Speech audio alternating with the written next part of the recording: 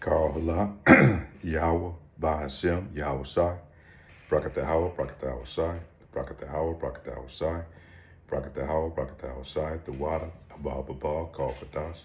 I'd like to give double honors to the elders and apostles of Great Millstone that teaches us truth, the 100% truth. And going to do a lesson today talking about how Babylon is starting to fall, man. How she's on her last legs. And I know we've been saying this for quite a bit of time, over the years. But it's not a quick fall, it's a gradual fall. The legs are being pulled out from underneath. And it's like a slow topple, man. That's, something that's a monolith that's been built up for so long over a period of time. It's just not going to fall, right away. It's going to take time, The erosion has begun at the base of it. And now, being so top heavy with the oligarchs that rule over it. And we're talking about Babylon the Great, over in the Americas. It's on its way down, man. And the inhabitants are suffering because of it. They're not getting their reward for the work that they do, the inhabitants. Only the oligarchs, the ruling class, the 1%, are receiving the benefits, who don't do the work.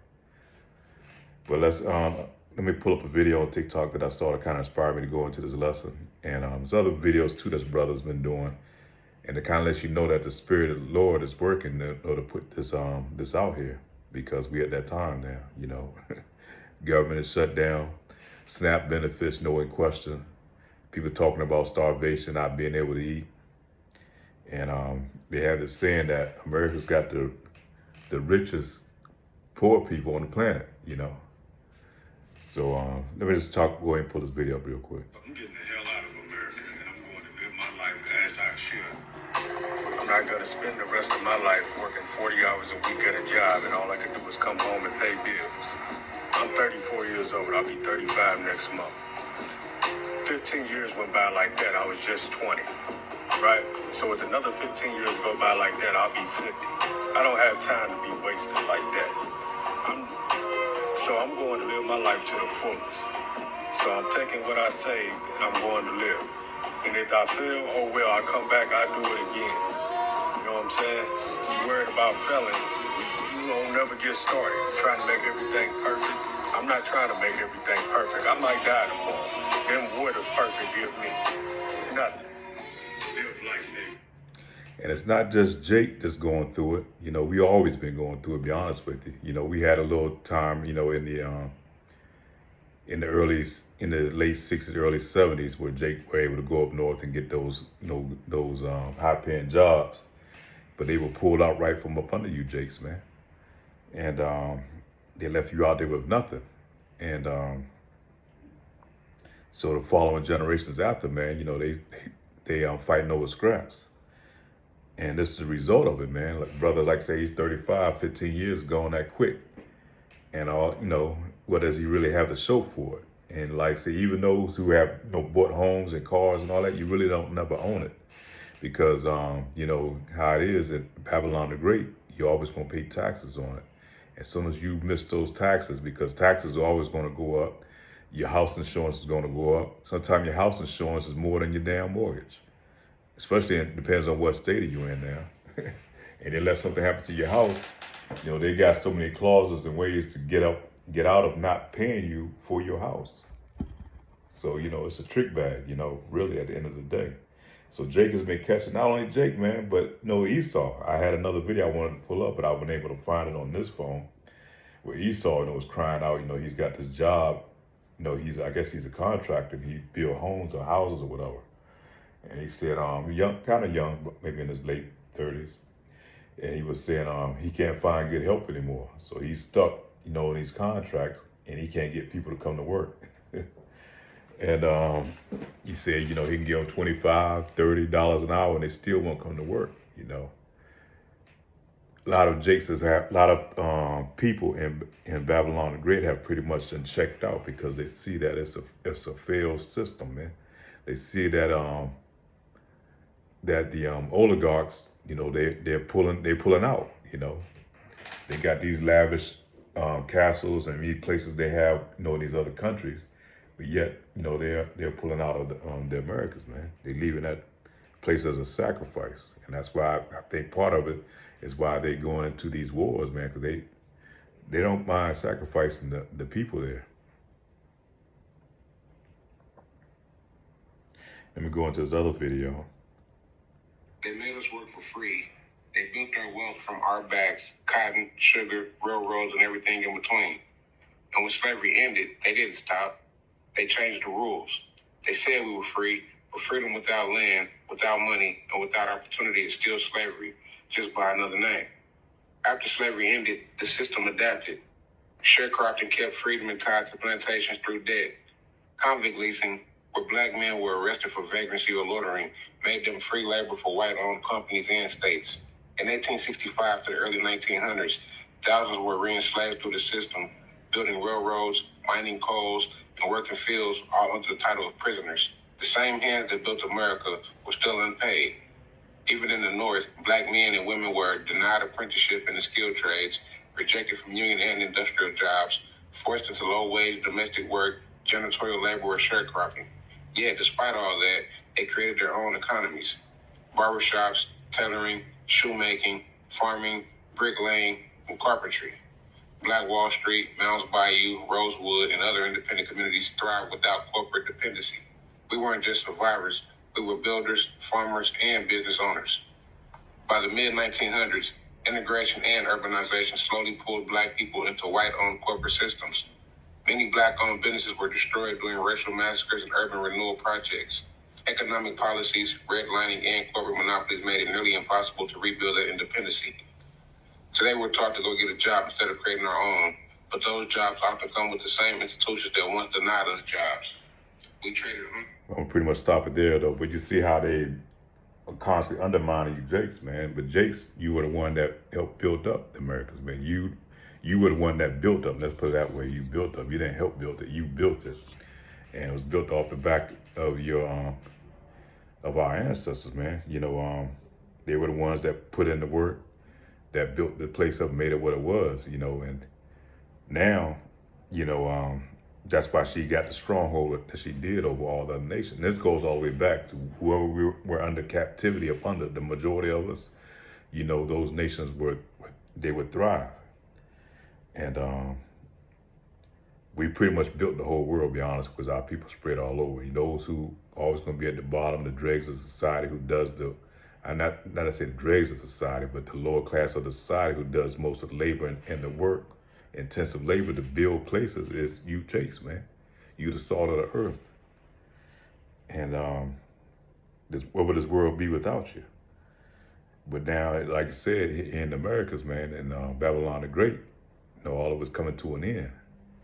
You know, them curses are being reversed and going back on Esau, Edom. And now they don't have that free labor anymore, which they, you know, they still do to a sense.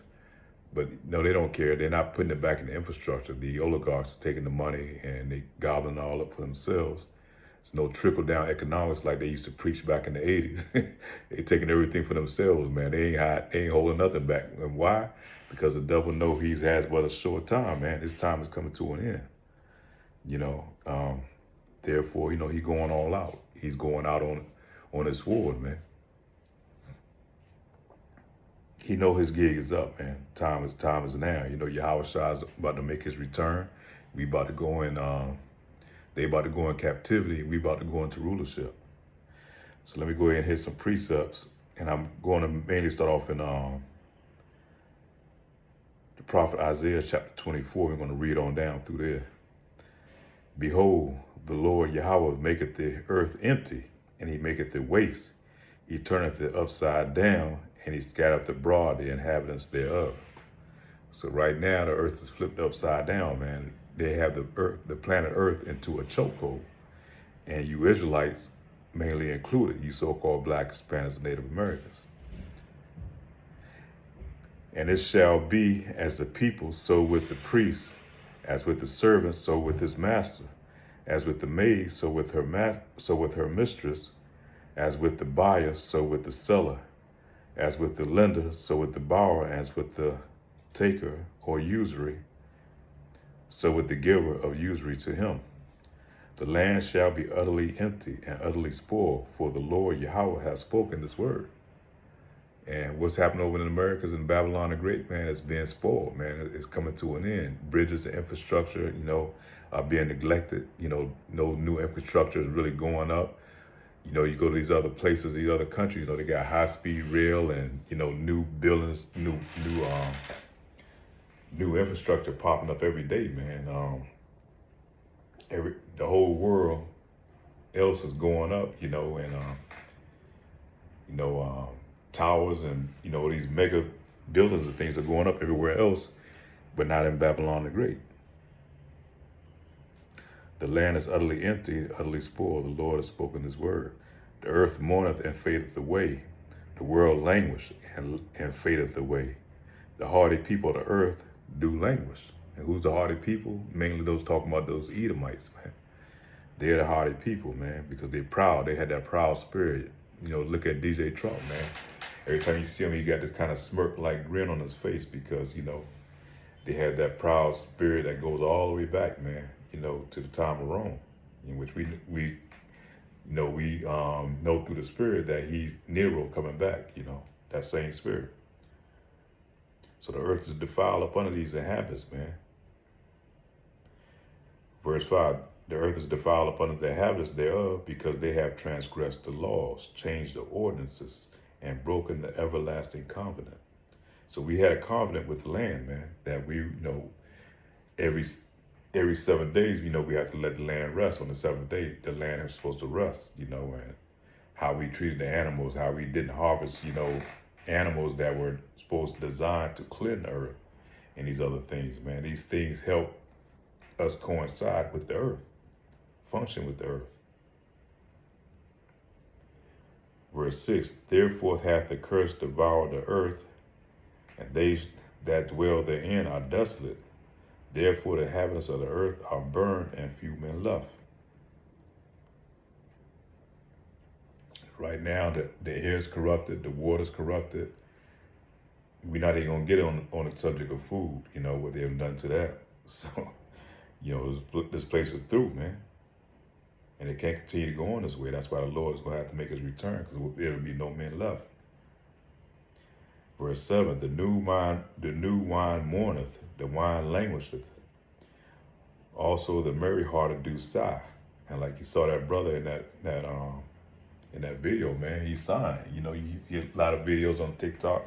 The Edomites, man, are really crying out because, they always had it good. They always had opportunity. Now they don't even have opportunity. But like I said, we Jakes, we always been going through it, so it's nothing really new to us. It's just that sometimes Jakes, we have a hard time accepting that, we were never included into this thing called American Pie. That house and the dream and all those things, man. It wasn't meant for us. The mirth, verse 8, the mirth of the tablets do cease, the noise of them that rejoice endeth, the joy of the harp ceaseth. And there's no more mirth in this land, man. People say they feel empty inside. There's nothing left. The music, you can't even call that shit music anymore, man. It's just noise, The Lord, he allowed these devils to cease the music. That's why you have these gatekeepers who control the music industry. That's why this garbage is being pushed out, man. It's all about destruction. It's not about true music. And we're not going to hear music again until we get it to the kingdom, man. These devils has totally taken over. So imagine what it's like, we haven't really tasted real food in a long time. Listen to real music. Now, I'm older, Jake, so imagine how this for the young ones. They never had to experience that. Anybody born after 2000, they don't know what music sound like. They don't know what real music really sound like, not being raised in that era. They don't really know what true food tastes like. Those in Babylon the Great. They don't know what true community is about, what family is about. Because all those things have been destroyed by those who are ruling the planet right now.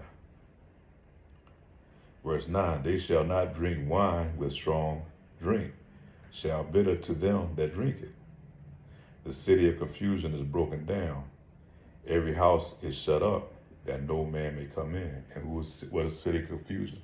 America, Babylon the Great, man. That's the city of confusion. Babylon means, when you look it up, it goes back to meaning confused. They keep the people confused with gross darkness, man. Everything that's right, they teach you ass backwards, man. They teach you the opposite way to keep you confused, to keep you dumbed down. Therefore, you stay in that lower state, man. Nothing but being slaves and robots to work their factories and do what they tell you to do, man. Verse 11, there's a crying for wine in the street. All joy is darkened. The mirth of the land is gone. Like I said, brothers crying out, man. There ain't no mirth. Like I said, he's 35, man, and he hadn't seen any gain, any opportunity, The city is left desolation. The gate is smitten with destruction. And thus it shall be in the midst of the land among the people. There shall be as the shaking of an olive tree, and as the gleaning of grapes when the vintage is gone. And right now you're talking about SNAP benefits. They're taking that away.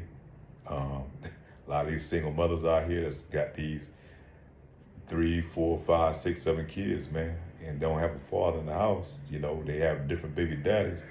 They're putting them all on child support. Now they're going to be left out here, man, with a family to fend for or try to provide for, and don't have resources to take care of.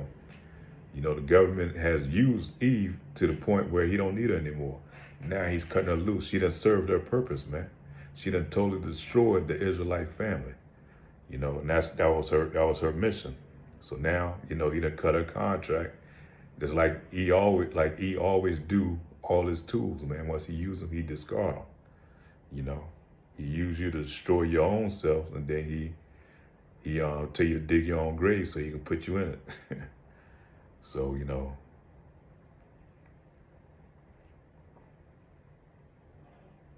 hard times is coming, man. We're going in the winter. The top of the farmers, they don't have anybody that work the fields because ICE agents have snatched up all the field workers. Even the white farmers are crying out, man. They're asking for welfare. They need some help. A lot of people say that the government may not even open up. I don't know that. I don't want to put that out there, but we never know what these elites, so-called elites, have in play, man. What their play is. We know through the spirit that something that's definitely horrendous is going on, man, behind the scenes. We're not, those are the Lord's, his chosen, his chosen are not going to be deceived, man. We're going to know shit's about to pop off. We're not going to be out here, trying to worry about who's going to be in the Super Bowl or who going to be, what these musical artists are doing and all that. A whole bunch of psyops, a whole bunch of bread and circus to keep you distracted. We're not going to get called away from the distraction, because the Holy Spirit, the Mashiach, is going to keep us on our job, man, doing what we're supposed to do, crying out to the Lord. From the uttermost part of the earth have you heard songs, even glory to the righteous. But I said, my leanness, woe unto me, the treacherous dealers have dealt treacherously. Yea, the treacherous dealers have dealt very treacherously. I'm pretty much stopped there, but we pretty much get the gist, what the prophet Isaiah, that's during this time, so much, and really he's prophesying also in the end times to come, and what we're going to be going through. Let me go into the book of Habakkuk. I was reading something there yesterday, and Habakkuk 2. Okay, yeah, Habakkuk 2. I will stand upon my watch and set upon the tower. I will watch to see what he will say unto me. What shall I answer when I am reproved? And the Lord answered me and said, write the vision and make it plain upon tables, that he may run that readeth it. For the vision is yet for appointed time, but the end shall speak and not lie. Though it tarry, wait for it, because it shall surely come. It will not tarry. A lot of Jakes, they get discouraged in this thing because it's not coming fast enough. Jake pretty much want to check out.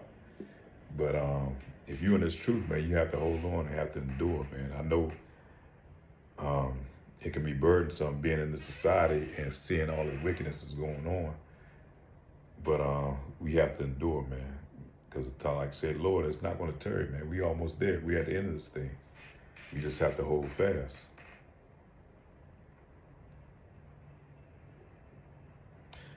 Let me see. There's something else I wanted to add.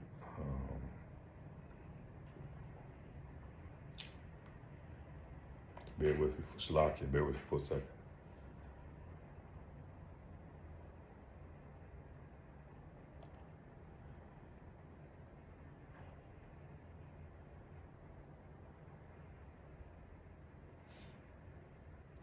It's not coming to me right now, but I'm pretty much going to end the lesson there, man. Lord wills edifying.